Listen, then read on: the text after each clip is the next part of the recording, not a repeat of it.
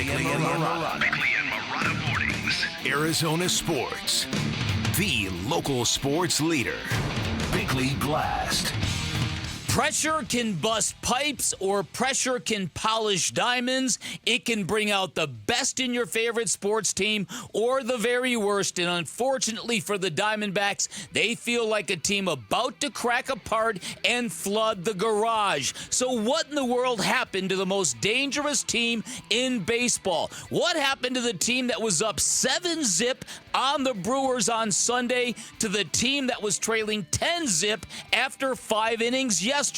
Real answers and real solutions are hard to find, but the team seems strangely disconnected these past 2 games. The pitching is literally hit or miss, and the team also seems frighteningly brittle. Whether you're watching Ketel Marte wince or Gabby Moreno's slow trot to first on a ground ball out, or Merrill Kelly calling for the trainer because he's cramping again, and all of it is hard to reconcile for a baseball team that stresses load management and days off. Whatever the reason, the Diamondbacks better wake up and come to the park angry today. They have often been at their best after looking their worst, and that needs to start happening again now. Because if this team goes the opposite direction and misses the postseason entirely, well, they will have first ballot unanimous entrance into the Arizona Hall of Shame.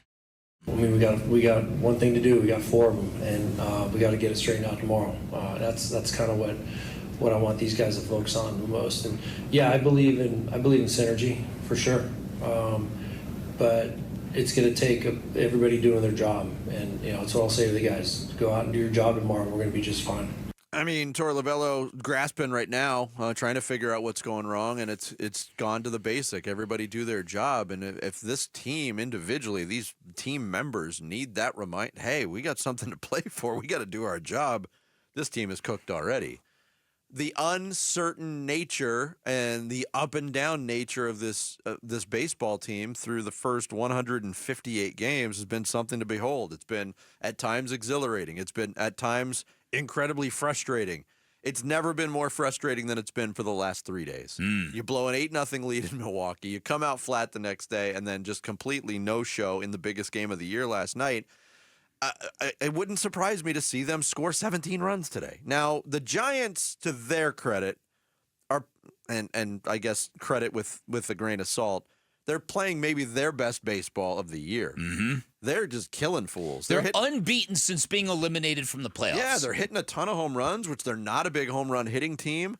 They're getting great pitching, even from guys like Hayden Birdsong. They're relying on youngsters. They got another one going today. So they're making it difficult, and that's all you can ask for a team that's been eliminated. But they look like the team that's gearing up for the postseason, not the Arizona Diamondbacks. And this has been from the crowd standpoint that you brought up, it's been highly disappointing for the last 2 days. Without a doubt. So, again, I think this team needs to really get laser focused, and they need Zach Gallen to kind of tamp down this Giants team that is really vibing on what they're doing. You can tell. Those players last night that they sent to the plate, those home runs speak for themselves. One of the observations I had, by the time the Giants had 9 outs, they already had 4 home runs and should have had 5. Mm-hmm. That's for Corbin Carroll making a great catch. That's hashtag fail right there. Yeah. And for Brandon Pfaadt to go from the lows to the highs to the lows to the team that the 3rd inning in Milwaukee, I was dumbfounded at what I was watching. I thought, this is the team that is going to plow through people right back to the World Series. Yep. Here was Torey Lovullo's explanation on Pfaadt's early struggles. No, I don't think so. I think he's pretty consistent with his emotions. I would have said the other day in Milwaukee, right? Was it Milwaukee? He had a real hot day. Like, things came out hot, and he was real good. So that day I would have said he was amped up, but he executed. Today, he was missing. He was missing with some pitches that were across the zone, and that's not who he is. Yeah, Torey was asked, there was Pfaadt too amped up, and he's right. But Brandon Pfaadt has been very even-keeled. Most of the players on this team are even-keeled.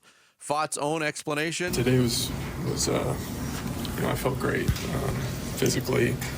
felt like we were making pitches early. We just left some fastballs and paid the price for it. It's just one of those days. And to Jarrett will be delighted with this one. All right. I'm just going. I haven't listened to this soundbite. I'm just going from the label. Brandon Pfaadt may have done his own Al Pacino impression from Any Given Sunday. At the end of the day, we're talking about inches on a plate, so you can feel your best and still leave the ball kind of where you don't want to, and it's just one of those days.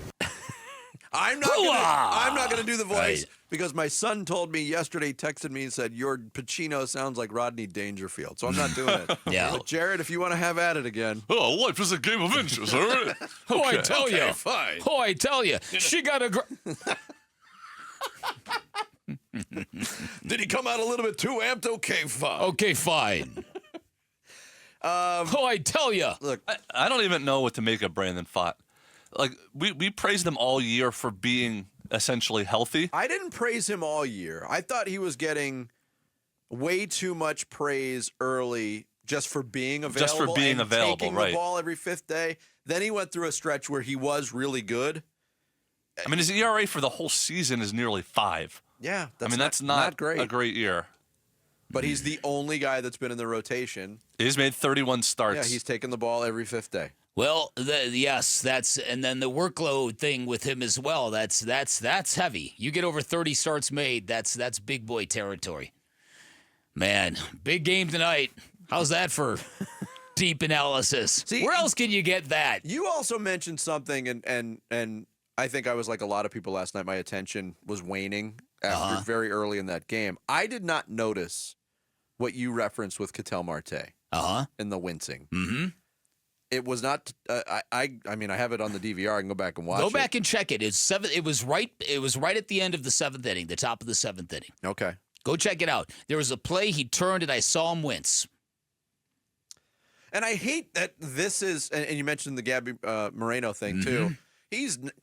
They were talking about it on the radio broadcast as well. That Gabby was moving a little bit deliberately, a little slow. His own word, I mean, Torey Lovello's words were, he's 23 years old. He felt something that he had felt before. Maybe he got scared. His own words were, I overreacted a little bit in time. But there's certainly, if those two things are indeed true and those guys were out there after being described as being fine, you don't want to talk about bad timing. Yeah, that's one way of putting it. But if you're out there, you got to perform.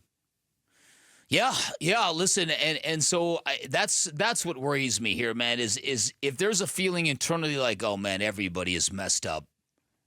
It's.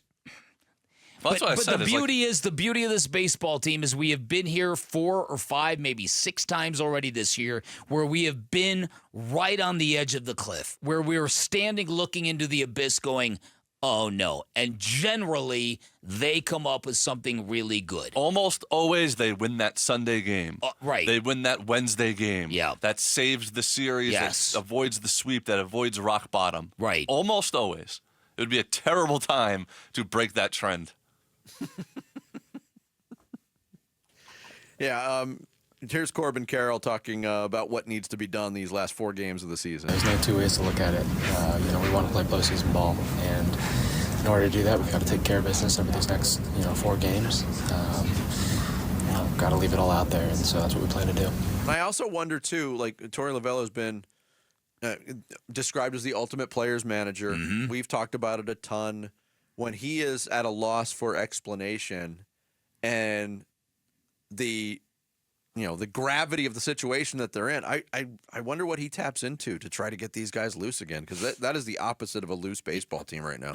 Yeah, especially when you're going up against a team that's got nothing to play for other than the joy in kicking your backside. Yeah. Oh, ruining your ruining your season.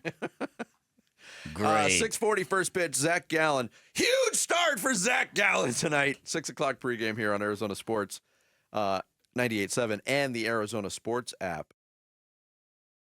Thanks for watching Bickley and Marotta. Click to see the latest Bickley Blast and hit the button in the middle to subscribe to Arizona Sports.